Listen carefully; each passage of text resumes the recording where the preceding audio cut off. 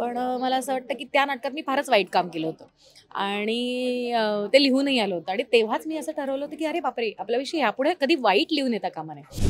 कारण जेव्हा ती मानाची ट्रॉफी तुमच्या हातात येते ना, तेव्हा सगळे कष्ट, सगळे परिश्रम, सगळी धावपळ एकदम मतलब वो काम नाही करती.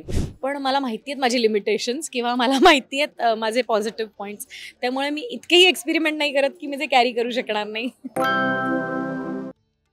नमस्कार, मी अंकिता शिंदे. इट्स मज्जा मराठीमध्ये तुम्हाला सगळ्यांचं स्वागत. झी नाट्यगौरव सुरू झाले आणि रेड कार्पेटवर माझ्यासोबत आहे अदिती सारंगधर. अदिती मॅम, कशा आहात? मस्त. तू कशी आहेस? मस्त, खूप छान लुक आहे. मगाशी म्हणाले तसं स्पेशली तुमचे शूज, तर त्याबद्दल आधी काय सांगा? काही नाही गं, मला आवडतात पैठणीचे रिमेक करायला आणि माझी मैत्रीण आहे दर्शना, ती आणि मी मिळून काहीतरी डोकं लढवत असतो. पण हे अगदी आमचं लास्ट मोमेंटचं डिसिजन असतं. म्हणजे 3 दिवस आधी आमच्या लक्षात येतं की आपल्याला काहीतरी नवीन करायचं आहे आणि मग 3 दिवसात माझे कपडे कोण करणार इतके छान छान. तर दर्शू करते आणि आम्ही छान दिसतो. म्हणजे तसंच हे शूज होते माझ्याकडे. मी म्हटलं पण काय घालू ह्याच्या खाली, हा फ्रॉक शिवला त्याच्या खाली घालू काय. तर मग ती म्हणाली पाठवून दे जे आहे ते. आणि या फ्रॉकची कल्पना माझी होती, पण त्याला ॲक्सेसराईज करायची पूर्ण कल्पना दर्शूची होती. आणि खरंच छान आहे लुक.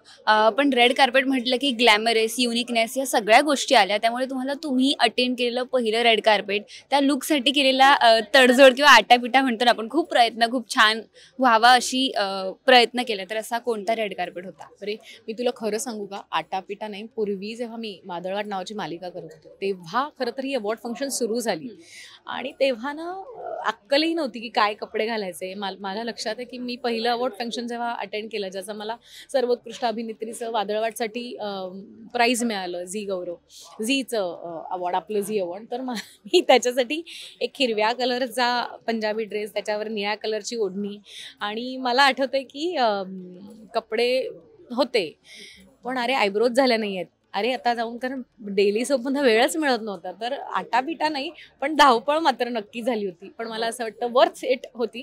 कारण जेव्हा ती मानाची ट्रॉफी तुमच्या हातात येते ना, तेव्हा सगळे कष्ट, सगळे परिश्रम, सगळी धावपळ एकदम मतलब वो काम नहीं करती कुछ, वो सब फीकी पड़ जाती है. पण नेहमीच तुम्ही वेगवेगळे लुक्स ट्राय करत असता. मग या दरम्यान कधीतरी असं झालं एखादा लुक फसलाय? नाही झालं गं. म्हणजे मला असं वाटतं की मी एक्सपेरिमेंट करते, पण मला माहिती आहेत माझे लिमिटेशन्स किंवा मला माहिती आहेत माझे पॉझिटिव्ह पॉईंट्स. त्यामुळे मी इतकेही एक्सपेरिमेंट नाही करत की मी ते कॅरी करू शकणार नाही.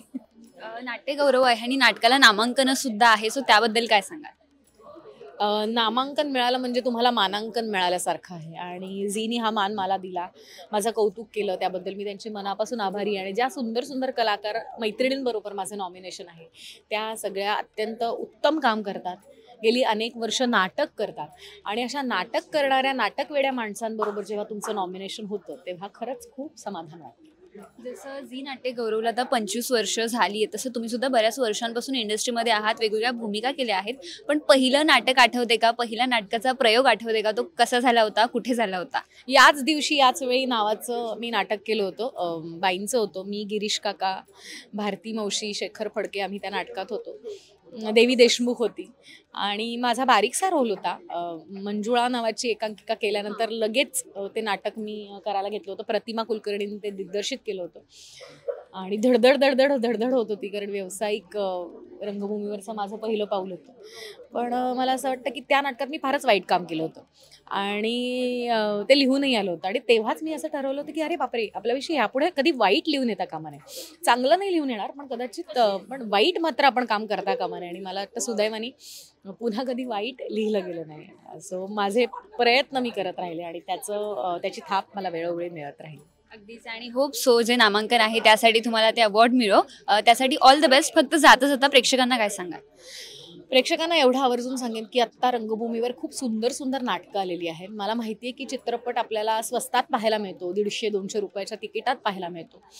पण नाटकासाठी ही अनेक लोकांनी मेहनत घेतलेली असते, ती लाईव्ह कलाकृती असते. त्याच्यासाठी थोडंसं 500 रुपयाचं तिकीट जर मोजावं लागलं तर ते जरूर काढा. कारण मला असं वाटतं की आत्ता आलेली रंगभूमीवरची सुंदर सुंदर नाटकं, त्यांना तुमच्या कौतुकाच्या थापेची गरज आहे, गर्दीची गरज आहे. अर्थात तुम्ही काही आमच्या मास्टर माइंडला म्हणा किंवा असे नमी नसे नमी, वरवरचे वधूवर, या सगळ्या नाटकांना गर्दी करतच आहात. पण आमच्याबरोबर आलेल्या अनेक नाटकांना तुम्ही जाऊन गर्दी करा. पिझ्झा, बर्गर किंवा बाहेरचा आईस्क्रीम महिन्यातनं 1 दिवस नाही खाल्लं तरी चालेल. ते 2,000 रुपये वाचवा आणि 4 जण जाऊन नाटक बघा. मराठी मनोरंजन सृष्टीमधील मालिका, चित्रपट, नाटक तसेच कलाकारांबद्दलच्या नवीन अपडेट्स जाणून घेण्यासाठी नक्की सबस्क्राईब करा इट्स मज्जा मराठी या आपल्या नवीन यूट्यूब चॅनलला.